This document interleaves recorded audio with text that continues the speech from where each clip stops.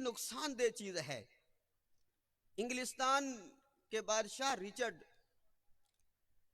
सुल्तान Salahuddin Ayyubi रहमतुल्लाह के एक मुकाबला में आया और रिचर्ड की फौज की बहादुरी के जो अफसाने हैं ये जमाने में मशहूर थे। सुल्तान सलाहुद्दीन अय्यूबी रहमतुल्लाह अलैह ने 2 सिपाहियों को जासूस मुकर्रर किया कि आप उनके अंदर जाएं, उनकी सरगर्मियां नोट करके लाएं। वो 1 या 2 दिन वहां ठहरे, भेष बदल कर उनके अंदर रहे और आकर सुल्तान को रिपोर्ट दी। क्या बताते हैं? कहते हैं उनके जो उमरा हैं, उनके जो लीडर हैं, वो तो अयाशियों में लगे हुए थे, वो तो शराबो कबाब में लगे हुए थे, और उनके पादरी जो उनके साथ आए हुए थे, उनके मजहबी रहनुमा जो उनके साथ आए हुए थे, वो फजूल किस्म की बहसों में उलझे हुए थे। और उस वक्त उनकी गुफ्तगू का उन्वान ये था कि ईसा अलैहिस्सलातु वस्सलाम का पेशाब पाक है या नापाक है। मेरे भाई, मेरे बुजुर्ग, उमरा की अयाशियां वो क्या बर्बादी लाती हैं, वो आज मौजू नहीं है। लेकिन अर्ज करता चलूं, जब कोई कौम बहमी बहसो मुनाजरा में उलझ जाती है तो उनकी सारी सलाहियतें एक दूसरों को नीचा दिखाने में सर्फ होती हैं, अपनी इल्मी बरतरी वो साबित करने में सर्फ होती हैं। अगर हम तारीख पर सरसरी नजर डालें तो ये हकीकत बिल्कुल वाज़ेह हो जाती है कि बाहमी इख्तिलाफात और फिरका परस्ती के जुनून ने उम्मत मुसलमा को नाकाबिले तलाफी नुकसान पहुंचाया है और पहुंचा रही है। इसी फिरका परस्ती के सबब लाखों लोग, लाखों इंसान जानों से मारे जा चुके हैं।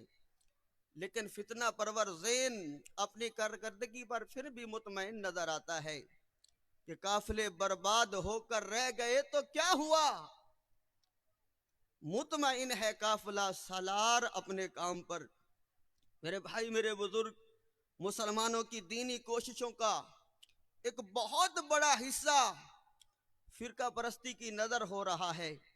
इस्लाम का प्रचार न होने के बराबर और पूरा जोर वो मसलक के प्रचार पर सर्फ हो रहा है। उम्मत मुसलमा यहूदियत, नसरानियत और इल्हाद के बिछाए हुए जालों में फंसती जा रही है। लेकिन फितना परस्ती, फिरका परस्ती का जो जुनून है वो उम्मत को एक बहुत बड़े हिस्से को वो मसल की खौल से बहर आने की इजाजत नहीं दे रहा। मेरे भाई, मेरे बुजुर्ग, याद रखना, अगर किसी चीज को उसके असल मकाम से हटा दिया जाए तो खुलूस और मोहब्बत के बावजूद उसका मुस्बत नतीजा हासिल नहीं होता।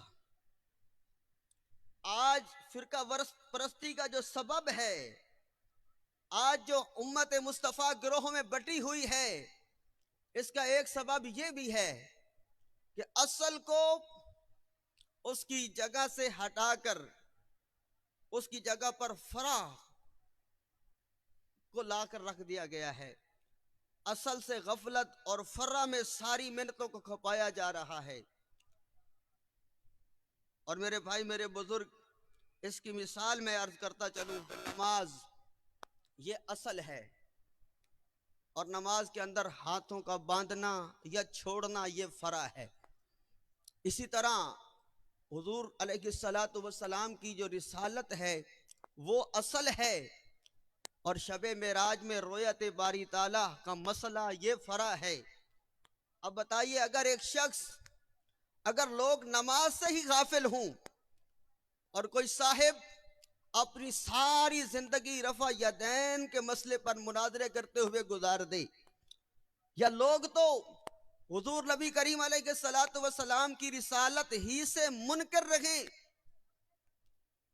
और कोई साहिब अपनी पूरी जिंदगी वो मसला रोयत बारी ताला पर बहसो मुनाजरा करते हुए गुजार दे, तो तो मेरे भाई मेरे बुजुर्ग उसका ये रवैया ये दीन में भी पसंदीदा नहीं है, महमूद नहीं है। और याद रखना आज जितने मसाइल हैं कि जिन पर जंगो जदल के मैदान गर्म किए जाते हैं वो ऐसे ही मसाइल हैं। हजरत इमाम अहमद बिन हम्बल रहमतुल्लाह अलैह मामून के दरबार में खल्के कुरान पर मुनाजरा कर रहे थे। फितना खल्के कुरान ने उम्मत को जो नुकसान पहुंचाया उलमा उससे बखूबी वाकिफ हैं। आप सवालों के जवाबात दे रहे थे, एक देहाती शख्स खड़ा हो गया, खड़ा होकर अर्ज करता है अगर इजाजत हो तो मैं कुछ कहना चाहता हूं। मामून ने उसको इजाजत दे दी। वो कहता है मुझे बताया जाए इस मसला के बारे में अल्लाह ने कुरान में क्या फरमाया है। उससे बताया गया कि कुरान पाक में इसके लिए कोई वादे फरमान मौजूद नहीं है। अच्छा, कहता है हुजूर नबी करीम अलैहिस्सलातु वस्सलाम ने क्या फरमाया। तो उसे बताया गया कि ज़ख़ीरा अहदीस के अंदर भी इस मसला के बारे में कोई फरमान मौजूद नहीं। कहता है मुझे बताओ फिर हुजूर के सहाबा इकराम रिदवानुल्लाह अलैहिम अजमईन इस मसला के बारे में क्या फरमाते हैं। तो उसे बताया गया कि सहाबा के दौर में क्योंकि ये मसला उठाया ही नहीं गया तो सहाबा का भी कोई फरमान इसके बारे में मौजूद नहीं है। तो वो शख्स कहने लगा लोगों मुझे बताओ जिस मसला के बारे में अल्लाह ने कुछ नहीं फरमाया, अल्लाह के महबूब अलैहिस्सलातु वस्सलाम ने कुछ नहीं फरमाया और जिसको सहाबा ने नहीं छेड़ा तुम उस मसला में से क्या निकालते हो। मेरे भाई मेरे बुजुर्ग यकीन जानिए आज हमारे जो इख्तलाफी मसाइल हैं वो इसी नौइयत के हैं कि जिनके बारे में न अल्लाह ने कुछ फरमाया है, न अल्लाह के महबूब अलैहिस्सलातु वस्सलाम ने फरमाया है और ना हुजूर के सहाबा का कोई मौक़िफ़ मौजूद है। लेकिन उन मसाइल को लेकर जंगो जदल के मैदान गर्म किए जाते हैं और उम्मत को तकसीम दर तकसीम के मराहल से गुजरना पड़ रहा है। मेरे भाई मेरे बुजुर्ग अगर इसी मसला को ही हल कर लिया जाए और उम्मत इकट्ठी हो जाए और फिरका वारियत इसका खात्मा हो जाए तो मेरे भाई मेरे बुजुर्ग वतन अजीज पाकिस्तान को हासिल करने का जो मकसद था कि इसे हम रियासत मदीना की तर्ज पर